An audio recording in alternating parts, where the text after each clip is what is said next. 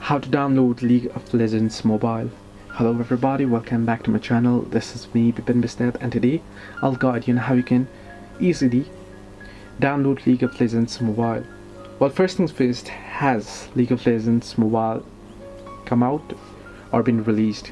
Well, if you simply head over to your Play Store and there on the search bar searching for League of Legends, you won't be able to download it at the moment. As you can see, you'll get the install option there, but there, if you tap on it, it'll give you an option to automatically install when it will be available and released.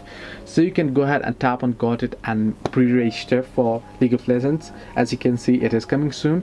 So once the game is out, it will be automatically installed on your device, as long as you are connected to the internet connection and you are logged into the same account on Play Store. So this is how you can get the League of Legends or pre-register. Hope this helped you. To like and subscribe, and do not forget to leave a comment down below if you have any further issues.